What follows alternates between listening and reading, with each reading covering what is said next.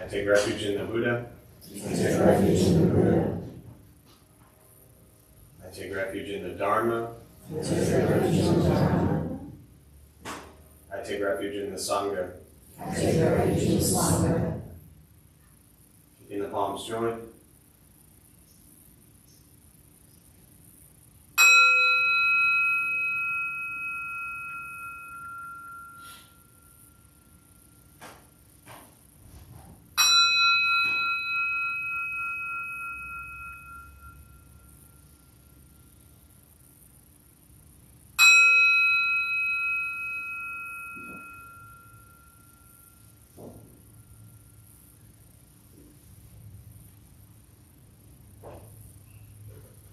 Palms down.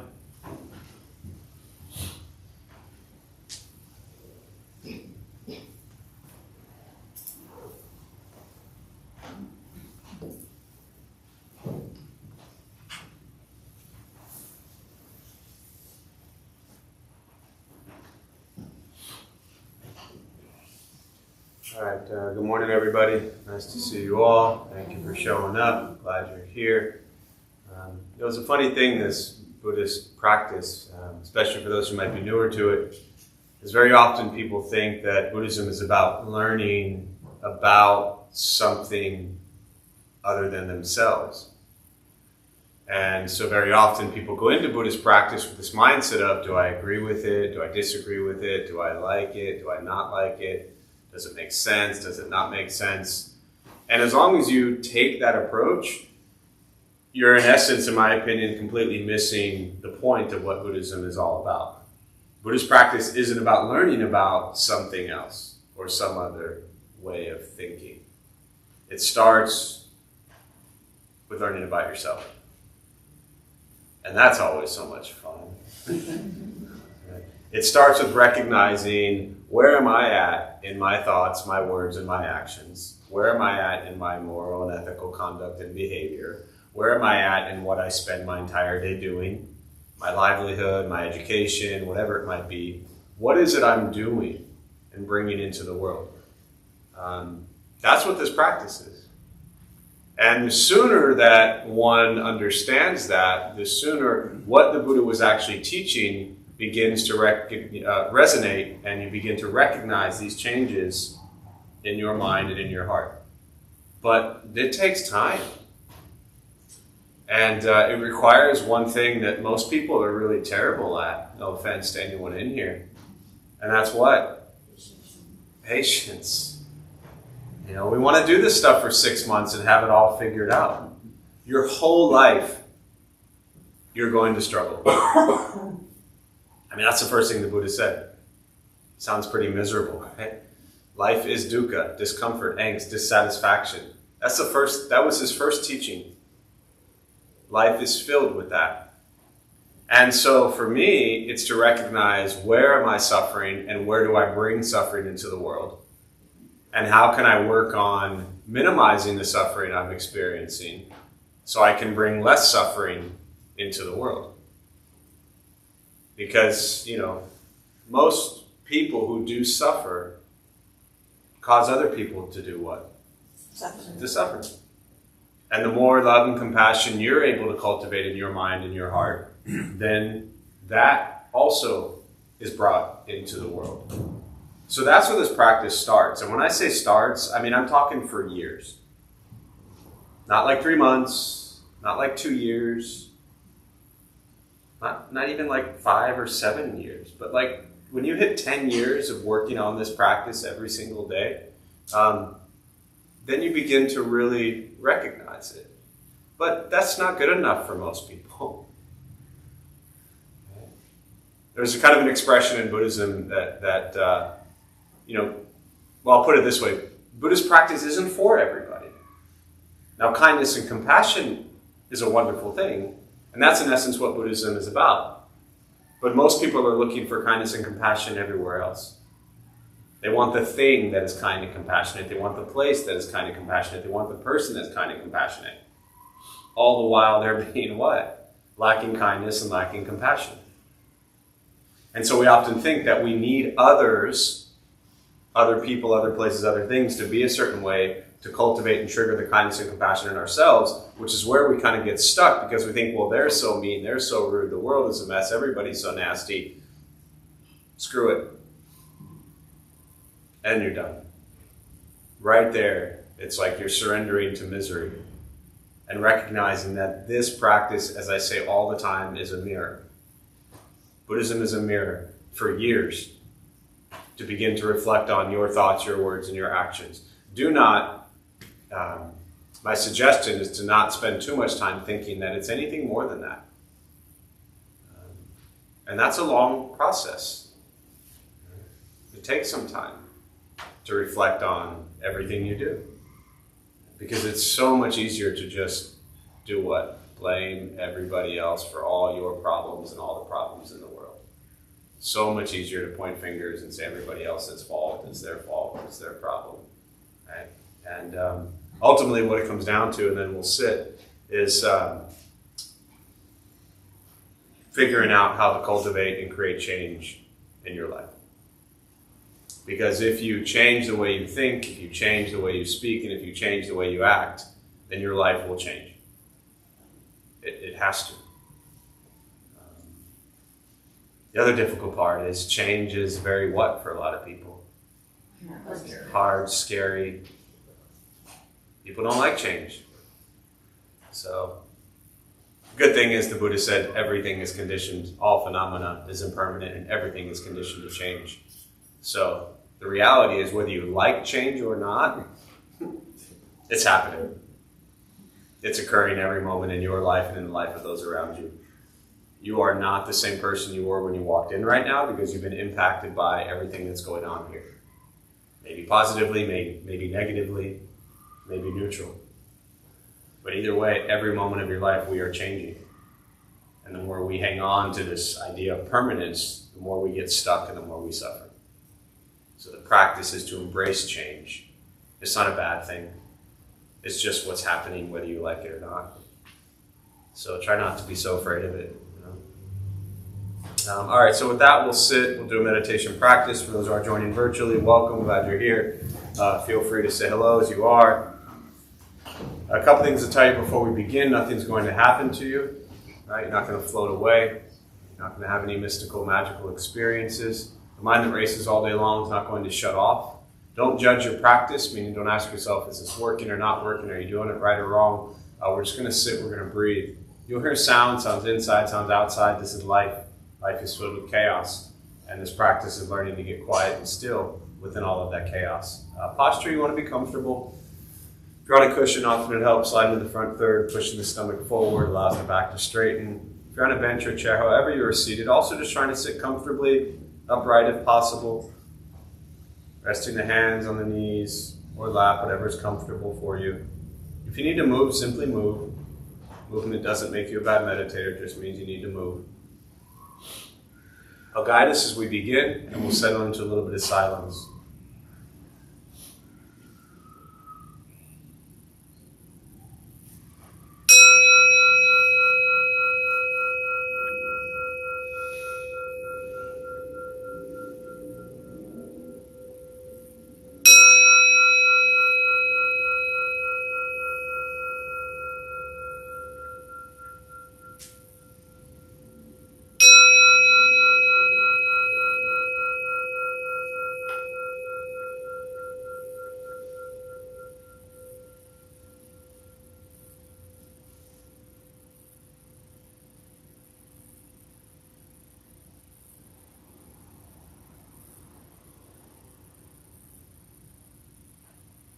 And starting with the eyes closed if comfortable, or slightly open.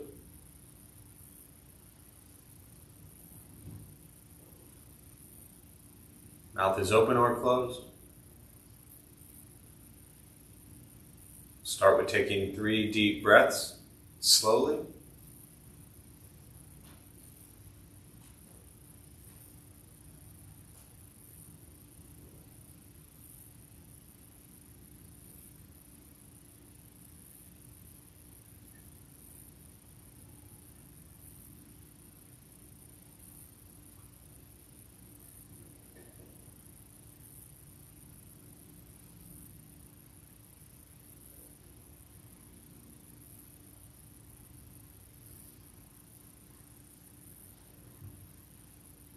eventually, settle into a natural rhythm of the breath.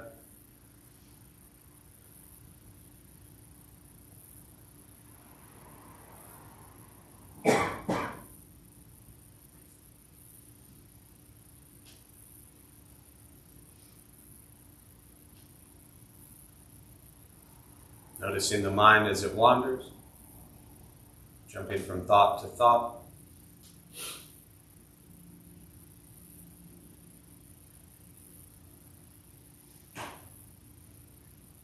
Start with gently guiding the attention, focus, to the stomach or chest.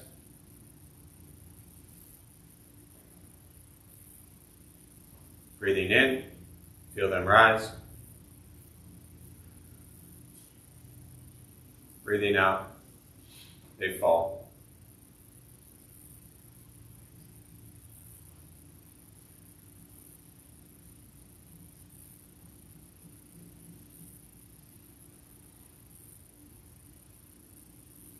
Simply continue this practice, observing sensation of breath, expecting nothing but to sit and breathe.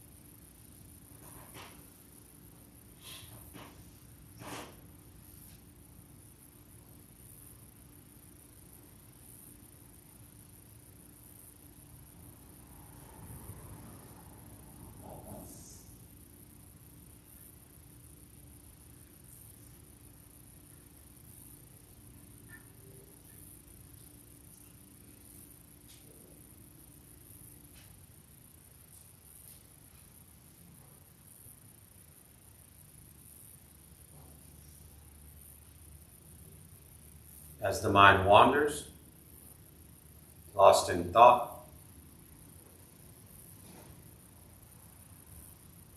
recognize it.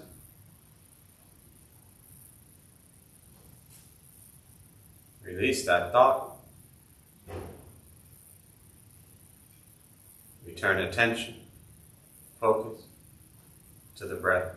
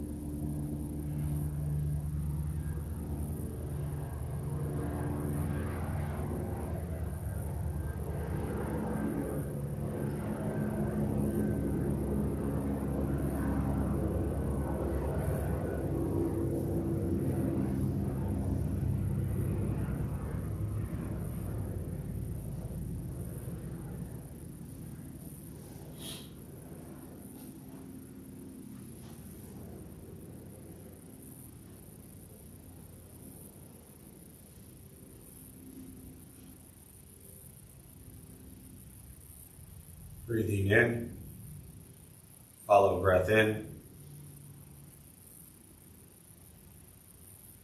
Breathing out, follow breath out.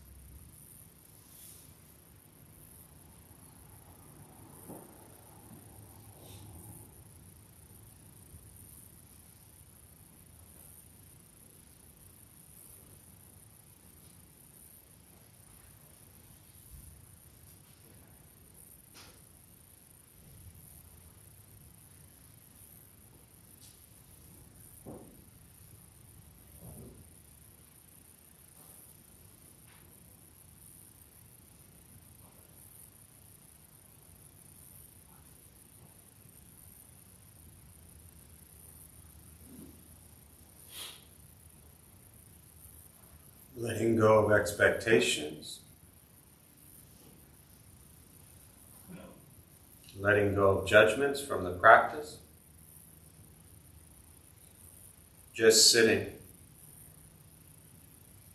Breathing.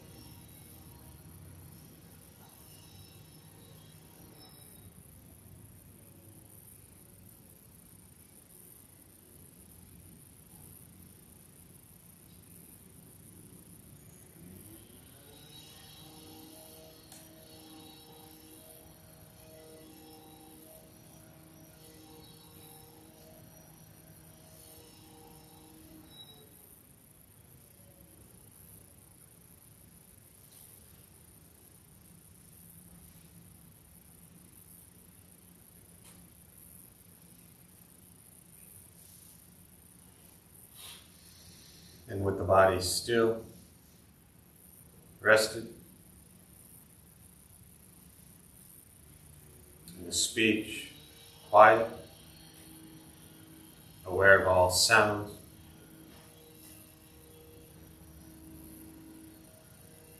and the mind learning to settle.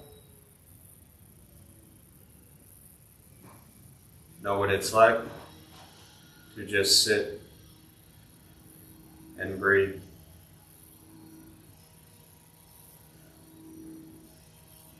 Knowing with each breath, there's nothing else to do, nowhere else to go,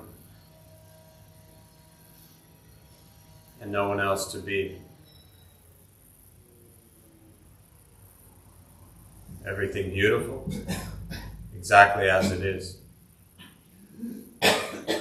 Sitting, breathing.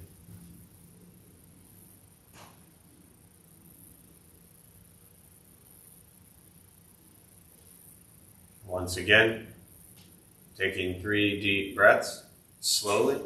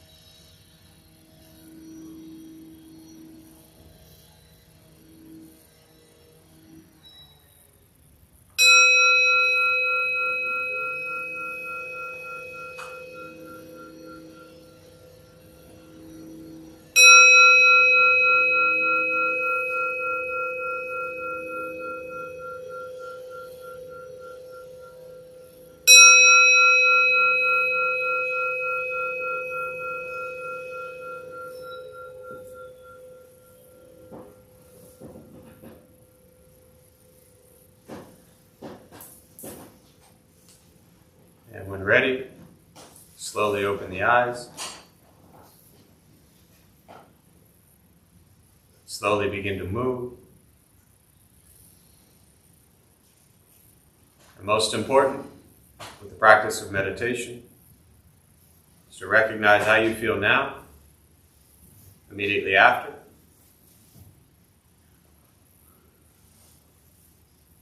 Compare this to how you typically feel throughout your day.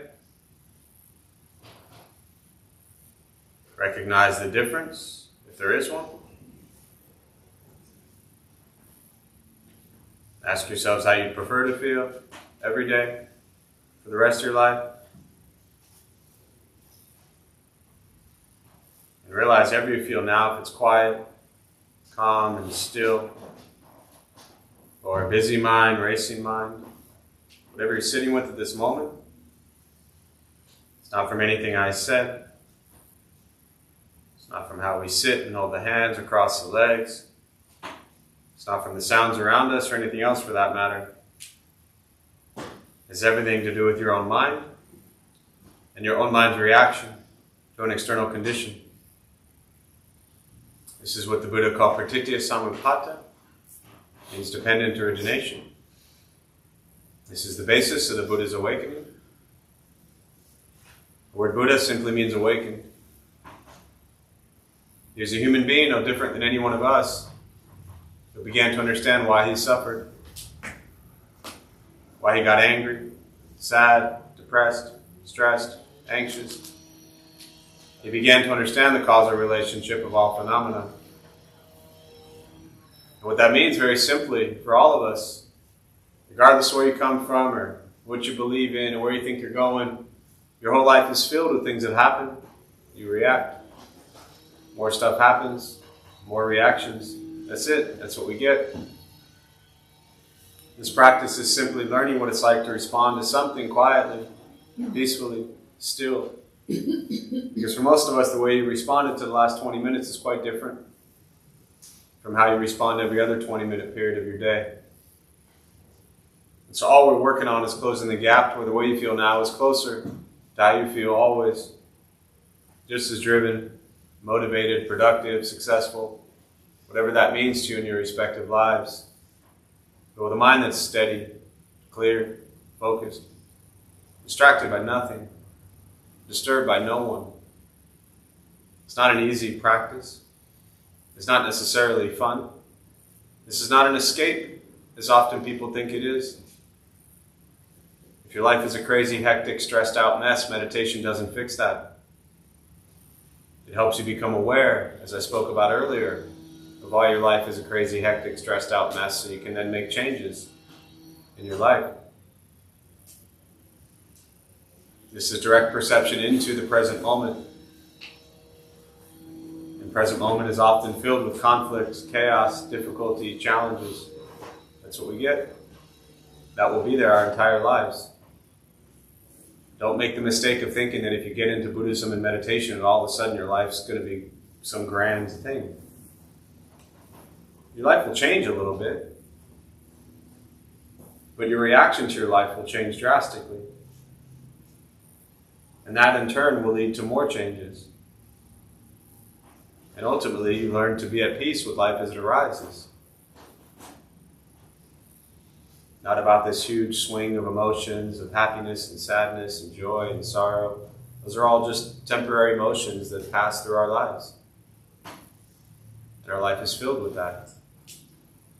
This practice is about being at peace with all of that.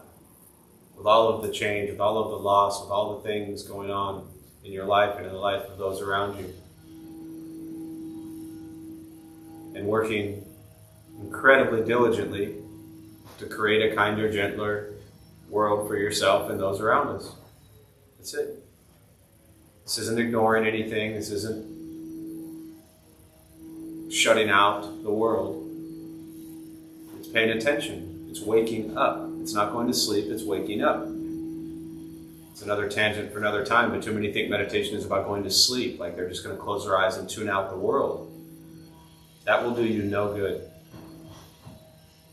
I mean, maybe for like 3 minutes while you're lost in La La Land in your head. But you're not tuning anything out. That's not this practice. I mean, you can tune out whatever you want, but this practice is not about tuning out the world. It's not about going to sleep. It's not about pretending things aren't there. It's waking up to what's happening and being at peace with it and working diligently to create change. That's it. So simple. Meditation is free. Buddhist practice is free. It's just sitting, breathing, learning to be kind to yourself and everybody else you encounter every moment of your life, and that's it. So with that, I'll pause. For me, I always just prefer to respond to questions, meditation, Buddhist practice, anything you're sitting with. To those who are joining virtually, again, welcome, glad you're here. Feel free to say hello. If you have any questions, you can put them on the chat box. I'll do my best to respond. We'll use the rest of our time this morning for questions.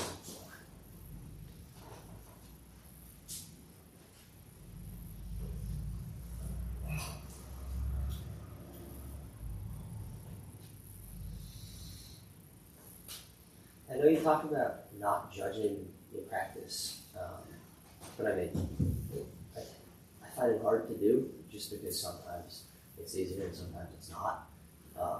And I often feel like I've failed to do something when I don't enter a mistake in anything. Yeah.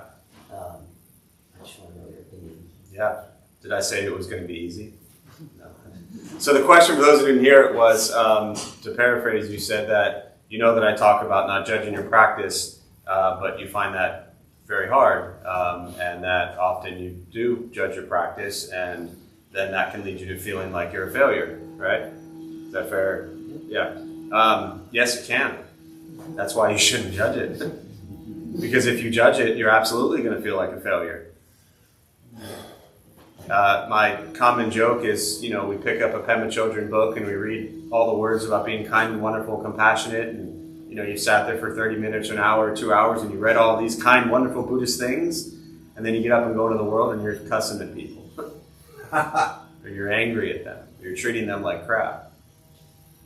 And so then we're like, well, okay, here's these words, but now I'm out there hustling and taking advantage of people. And then we feel like we can't do what's on this piece of paper.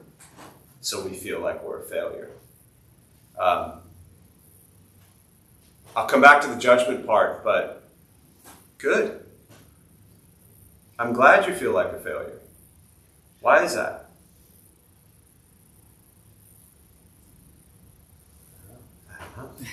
Why would it be good to feel like you failed at something? It's not a... Hang on. Let me stay here. Yeah. Why? What might it do to you? Make you think about it. Make you think about it, and what else? Sit with what it feels like to feel like a failure. Yes, sit with what it feels like to feel like a failure. Could it potentially motivate and inspire you to stop doing the things that are making you feel like a failure? Right? If somebody tells you to go hug someone, and you punch them, and you feel like a failure, you'll ponder that. And if you continue to ponder that over a long period of time, you might work hard at translating what you're reading, what you're learning, what you're thinking Buddhism is. You might work harder at bringing that into your life. So, the judgment of oneself in an emotional way is not going to do you any good. It's just going to make you feel like a failure. Nobody likes to feel like a failure.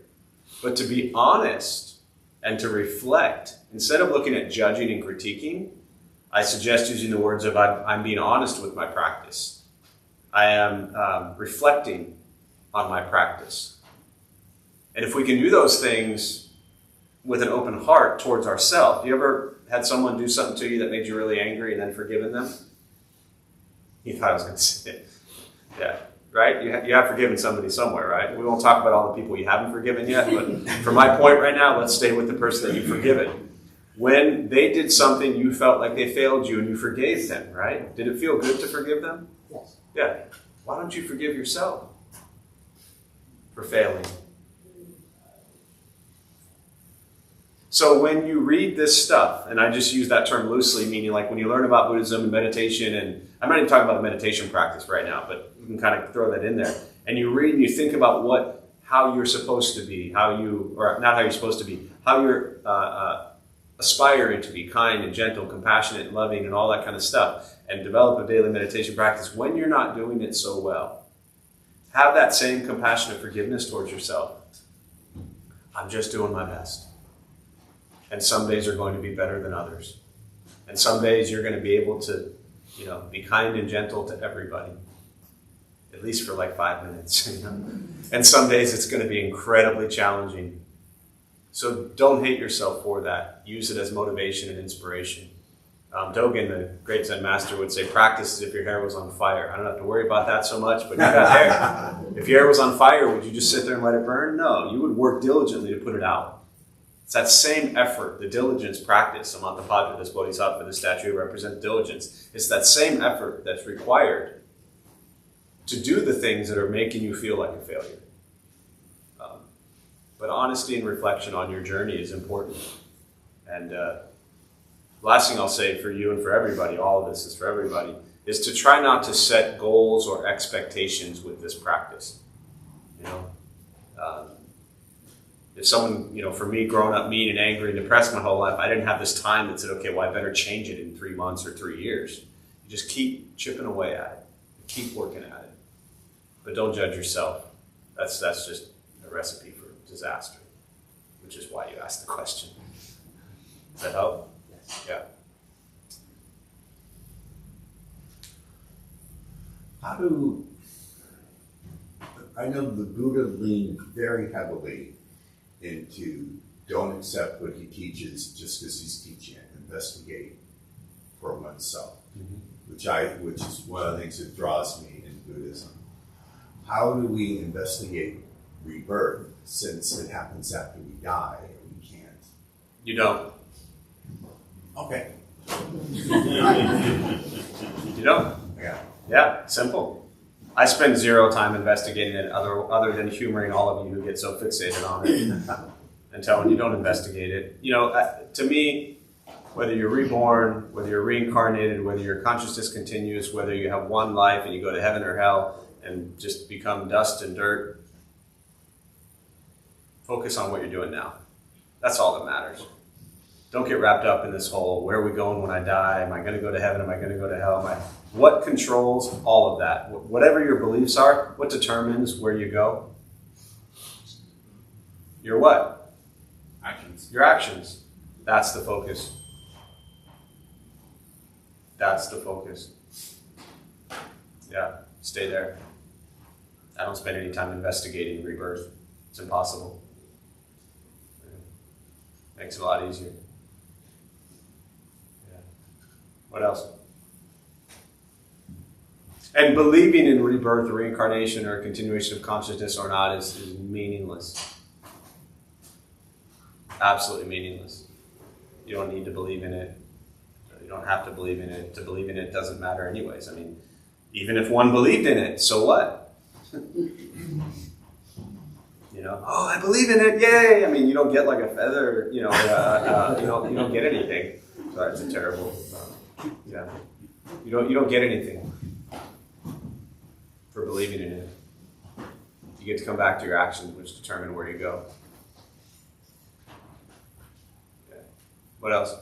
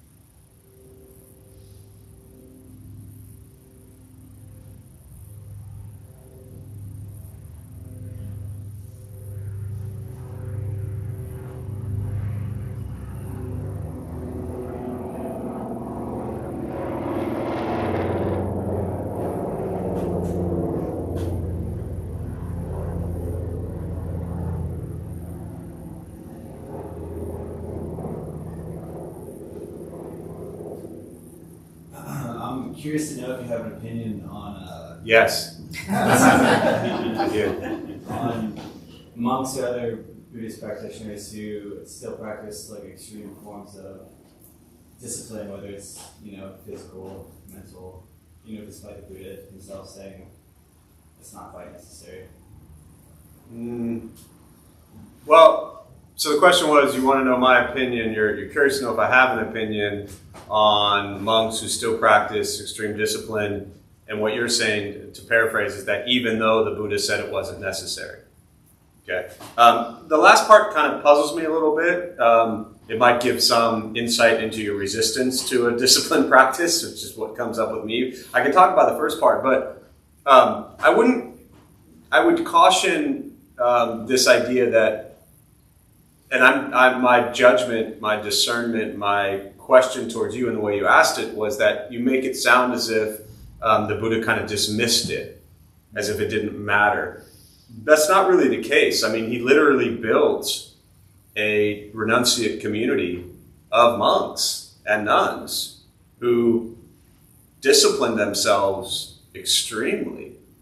So I want to start there, that, at the time of the Buddha, they renounced all worldly possessions, worldly pleasures. They lived with basically 7 items. A robe, a bowl, a blade to shave their heads, a stone to sharpen it, that a sifter for water so they didn't kill any bugs. They lived with like 7 items and renounced a lot and had 227 to 311 precepts that they followed. And they were legit. And so just in the way you said it, I don't know if you think that he then dismissed all that at some point in time. No, I think I was referring to, I guess, his origin when he started meditating with, the monks who started themselves, and he decided that he wasn't going to do that. Yeah, but that's not the discipline that the Buddha taught, right? So yeah, keep going. So that's what you're getting at is the starvation. That's ignorance. That's not wisdom. right? The teaching of the middle path and the starvation, even to 1 grain of rice a day and standing on their leg for weeks at a time and all those types of things, that's not what he taught at all. Yeah. He practiced that prior to being called Siddhartha, prior to them calling Siddhartha, which was his name, the Buddha, the awakened one. But so if that's the practices you're talking about, like that ascetic starvation path, that's not what he taught. He actually said that will lead to unhealthy death. But so I'm glad I clarified that, because for me, having lived with monks and nuns, and living that disciplined life, and it's incredible. It's very liberating. It's very freeing. What sucks is spending 2 hours trying to figure out what shirt I was going to wear on Friday night. That was miserable. Knowing that I had one shirt to put on, that was simple. Washing it on a washboard with like soap and water was really beautiful. So I'm a big fan of monastic life, monks and nuns, and the discipline in various Buddhist traditions that go along with it. Now, obviously, for 2,500 years, you have different cultures that practice that differently and follow different precepts. Have you ever been to Metaforest Monastery? And again, I know this isn't what you're talking about, but I'm going to talk on this anyways. You ever been to Metaforest Monastery up in Escondido?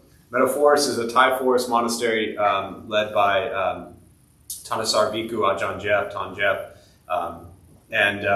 He's an American dude who's been a Thai forest monk for probably 40 plus years, originally in Thailand. And then he's been back running Metaforest for probably, 25 years, something like that. But you can go to Escondido, 45 minutes from here, and you can see a group of monks, probably 10 to 12 of them on any given day, and they literally live the life of the Buddha. So everything that the Buddha lived, the Vinaya, the precepts, the code of conduct, they follow all of it. They go begging for alms once a day, they eat in the morning, and that's it, and they live an incredibly disciplined, strict lifestyle. So I'm a big fan of monastic culture. Again, I'm glad I asked, and I'm going to talk about this anyways, which again, I think is completely different from your question. What the Buddha did teach, and my master always said this, he said, you could shave your head and put on a robe, that doesn't make you a monk, right? So what the Buddha did ultimately teach was to the lay community, meaning non-monks and non-nuns. And yes, renouncing wasn't necessarily, the only way to awaken. But it was the first path that he lived and that he taught. But as Buddhism has spread for 2,500 years, here we are in 2024 in San Diego, the Dharma Bum Temple. We're not monks, we're not nuns, and chances are nobody in this room is going to follow that path. So you do not need to be a monk or nun to practice Buddhist teachings. It's just trying to figure out how can your life as it is now be a little bit kinder and gentler, and so you can have more peace throughout your day. But yeah, don't starve yourself. Balance is critical and important. On all physical, mental, emotional levels, balance is critical. Yeah. Does that kind of address your... Yeah. Or give you more to think about? Yeah. So does that make it easier? What's that? To live in a community like that? Oh, yeah. It does. Why, you want to move in? No, Yeah, it does. Learning to do this well and to be... It's difficult. Totally. Living out in the world, and I'm wondering Yes. if Yeah. there's someplace easier to do it. Is it easier? Think about, if you go to a movie theater, you're watching a movie. Everybody's watching a movie. What are you probably eating sitting in a movie theater? Popcorn. Why would 99% of the people in this room probably have said that? I'm making numbers up as always, but don't stick to my 2-year, 10-year thing. People eventually ask me why does it take 10 years? Like I said earlier, I'm just making numbers up. I'm making all of this up, so don't stick to anything I said. But back to your question, when I said that earlier, I realized somebody was going to ask me, why is it going to take me 10 years? It could take you 10 minutes. It's up to you. But yes, it does make it easier. We go to a movie, we want popcorn. Why? Because everybody's been eating popcorn in movie theaters forever. You go to, a setting where, you've probably heard me talk about this, but I grew up on a baseball field, cussing and spitting. And all of a sudden, after 7 months in a monastery, I realized, oh my God, I haven't seen anybody spit on the ground. I haven't cussed in 7 months, right? I've been wearing the same thing every single day. You do wash it. You're surrounded by people who are focused on kind and compassionate words all day long. Is it easier to cultivate those things in those environments? Absolutely. The challenge is, unless you're going to stay in those environments for the rest of your life, you come back and you integrate into a different world. So the challenge is to bring that practice into everyday life. Because most people, you can go to monasteries and stay for a week or a month. You can go to metaphors where I talked about, you can sleep on a little wood platform, bring your sleeping bag. You can stay there. Absolutely. So, if we surround ourselves with people that gossip and slander and talk nasty about people all day long, and try to, manipulate and hustle, then that's what we're going to do. One of my favorite Zen expressions, you probably heard me say this over the years, is to a worm in horseradish, the world is horseradish. Where we spend our time, where we spend our energy, where we put our mind on, what we watch, what we consume, everything from TV, internet, social media, all that stuff. Where our mind is at, that's what we become. Is it easier? 100%. Yeah, all those things.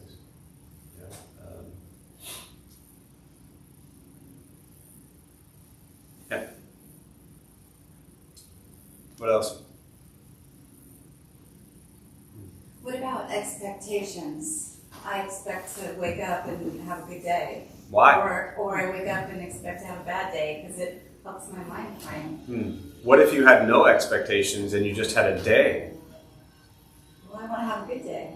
No, you're missing my question. I didn't ask you what you wanted to have. What if you just woke up and had a day and didn't label or judge it as good or bad? And it was just an experience. Let me rephrase that. When you wake up and want to have a good day, and you say, I'm going to have a good day today. Do you have a good day? More so than thinking that I'm going to have a bad day. Okay, let me rephrase my question. When you say you're going to have a good day, do you have a good day every day? Yeah. No. When you wake up and you're in a terrible mood, see, I almost said shitty mood, but I was reminded of the fact that there was a long time that I stopped cussing and then that faded away a long time ago. But when you wake up and you're in a terrible mood and you're I'm going to have a terrible day today, does it always stay a terrible day? No, it changes. The practice, I understand from a just logical standpoint and from a very modern Western psychological view of positive reinforcement and it's the year end. Everyone's setting their intentions for the new year and, reviewing all their intentions for 2024 that they failed at miserably, right? And didn't do, right? So I understand this positive psychology, positive reinforcement. I'm going to have a great day. Today's going to be a wonderful day. I'm not saying that that's a bad idea. But what you're actually doing is setting yourself up for failure. What if you just say, I'm going to have a day today and I'm going to be grateful for today. And today is going to have things that I enjoy and things that I don't enjoy. Today is going to have things that are wonderful and things that suck. Isn't that more realistic to what your day is going to be like? So I'm not a fan of tricking ourselves into guaranteeing that if I say I'm going to have a good day, then that means I'm going to have a good day. Because then when I don't have a good day, I'm going to be miserable. Because I tried so hard to have a good day. Just try to be kind to yourself, try to be forgiving, try to be compassionate, try to be loving, and embrace whatever day shows up. If you wake up and say today is going to be absolute madness and chaos, and there are people who are going to do wonderful things, and there are people who are going to piss me off, that's life. Embrace all of that. See the joy in all of that. My master always said, learn to expect nothing from anyone ever, and you won't suffer. It doesn't mean that good things are going to happen. They're not. Good things will happen, as will bad things. Ultimately, the good and bad falls when you recognize things are just happening. What matters is how am I embracing what's happening? Because bad things could happen, and if we embrace it with an open, loving, kind heart, we can actually learn from these bad things. But if we're so afraid of all these bad things, we learn nothing. So, again, that's why I talk about this a lot. My joke almost weekly is that half the people here are in therapy, the other half are therapists, and half of the therapists are in therapy. There's a difference between the two. Therapy is beautiful and wonderful and very important, as is Buddhist practice. Buddhist practice is not about waking up and saying, today's going to be a wonderful day, because you have no idea what today's going to be. A therapist would tell you, be positive in the morning, journal for 5 minutes, and write about all the beautiful, wonderful things that you're grateful for, and set the intention. Right? Buddhist practice is not really like that. And what that does is it makes every day beautiful. Ultimately, every day is beautiful because you embrace all of it with beauty. Whatever that's worth. Yeah. What else? Yeah. I'm considering right now the third noble truth, which is the cessation of suffering. And I have a physical ailment that I'm having a hard time not suffering with. I know that there's other people that have worse. I have epilepsy and I have seizures, and they cause me to suffer. They cause my wife to suffer. They cause my kids to suffer. They cause my family, and I am trying to wrap my head around how not to suffer from that. And maybe it's not even possible. I just don't know, but I'm curious what your 2 cents are on. So first thing, I just want to say this as a reminder for everybody. Buddhist practice and not suffering doesn't mean that things aren't going to happen that you don't like. I want to be very clear about that, because it's just often it's come up a lot in other classes or areas where people think that if they get into Buddhism and they meditate that things are going to go well. Things are going to go. Whether you call that well and good or bad and miserable, that's how you call it. But things are going to go. Buddhist practice is not about making sure life goes well. It's making sure you embrace life as it arises. Right? So that's the first thing. Second thing to your question, and you've probably heard this, but literally the teaching on, it's called the second arrow, which is the first thing is your physical challenge. Right? You have epilepsy. You have seizures. Nothing enjoyable about that. Nothing pleasant about that. Incredibly scary for you and loved ones as you share it, right? But the practice of the second arrow is to recognize that that's the physical situation you're dealing with, okay? The second arrow would be, now you're angry. You ever get angry that you have epilepsy? Yeah. You ever get sad that you have epilepsy? You ever get depressed that you have it? Yeah. So now that you have it, you've added on top of that anger, sadness, and depression. You've turned one thing into 4 things. I'm not saying you should celebrate it, but it's what you have, right? Sure. Does that define you? No. Do you allow it to define you? At times. Yeah. Because your emotions get destroyed from it. And so then you act from that place. Whatever our physical conditions are, whatever experiences we have, try to keep them to that first arrow. That's the first thing. This is what I am dealing with. The practice is to stay present with everything and to not allow the emotions to be all over the place.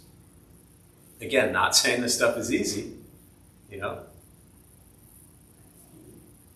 The Buddha taught 2,500 years ago. They're not a bunch of other people, they're really calling the awakened ones. Which means this stuff is not easy. It's not easy. So when I share these things, 1, I'm not saying that I have any idea of how to do it. And 2, nor am I saying that it's going to be easy. But the teachings are what the teachings are. Embrace things as they occur. Try not to create stories about them, Try not to see them as failure or successes. Try not to see them as good or bad. Try to see them as experiences that are occurring. And if you open your heart to the experience, then you face reality as it is.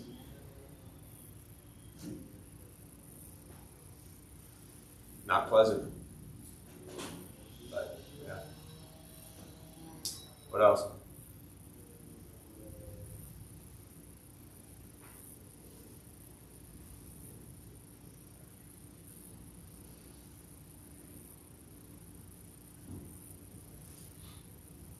In some, Zen mind, beginner's mind, they talk about pleasure is suffering, suffering is pleasure, good is bad, bad is good.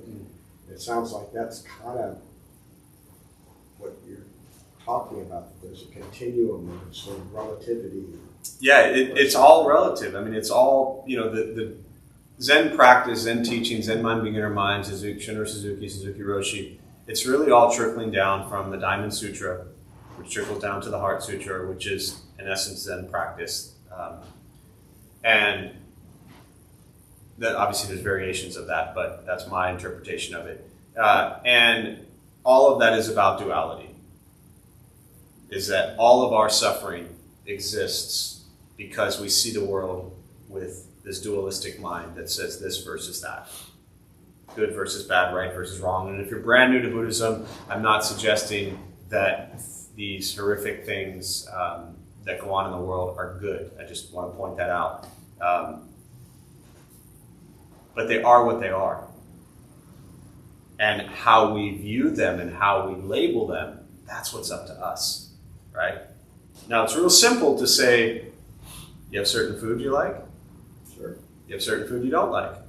Not that big of a deal. Are there foods that you don't like that somebody else likes?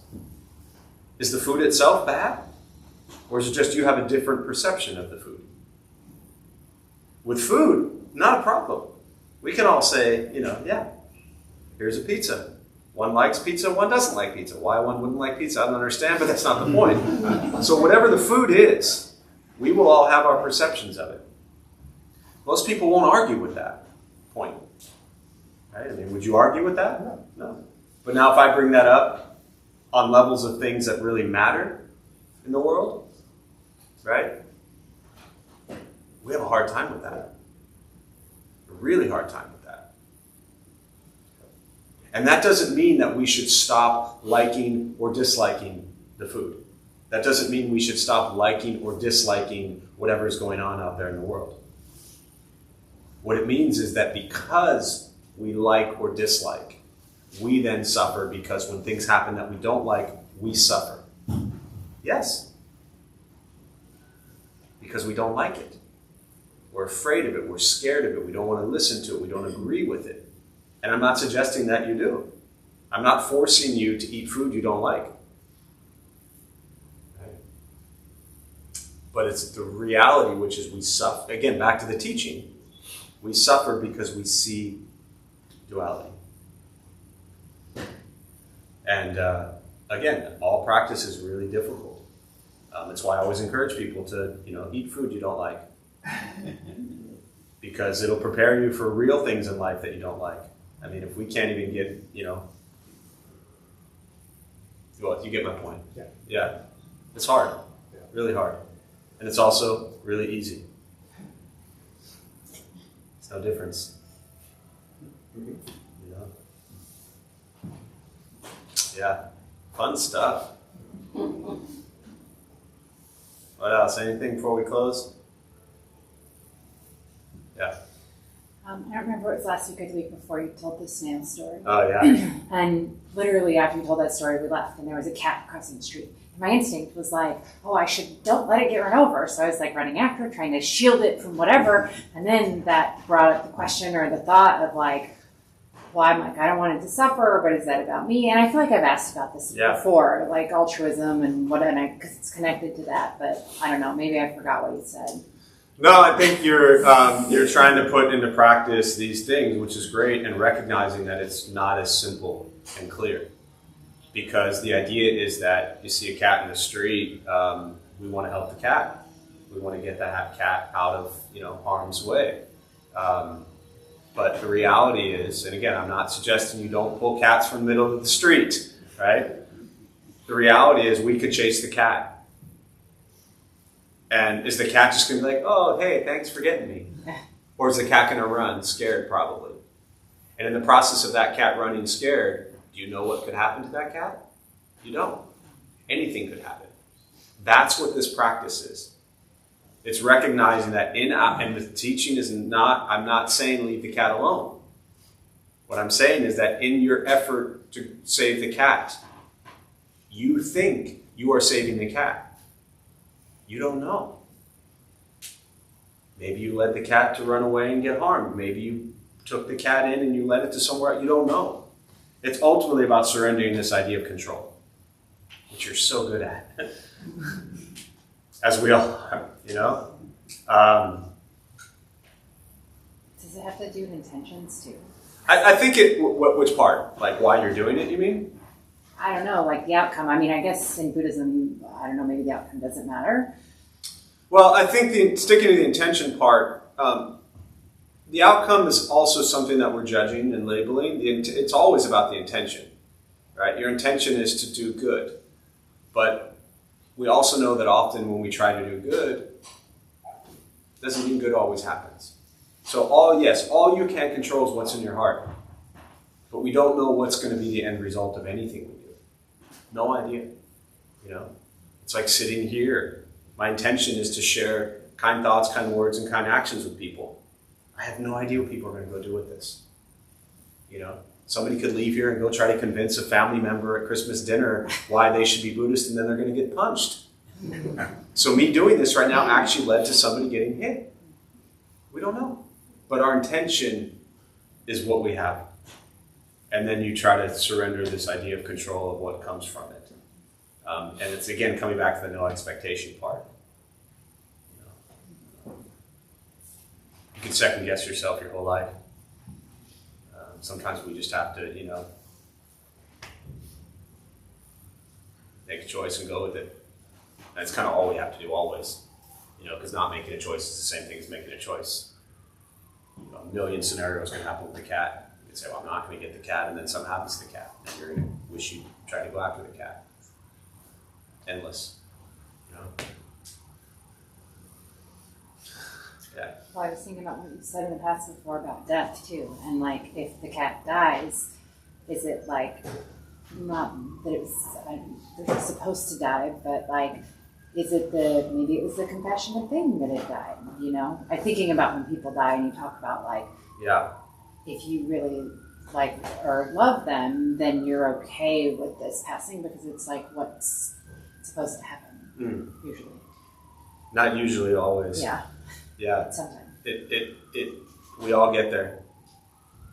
And it's not always easy to embrace, but we're all headed in that direction. And that's, to me, as you've heard me say, Buddhist practice is not always easy, but it helps us face reality. Reality is we are alive, we have this life, one precious life right now, what are we going to do with it? And each moment we're one breath closer to death. So don't waste time being miserable and sad and angry at everything in the world, because life is passing, So I'm going to close on that. We'll join palms. May the benefit of this practice be shared with all beings in all directions. May all beings be at peace. May all be free from suffering.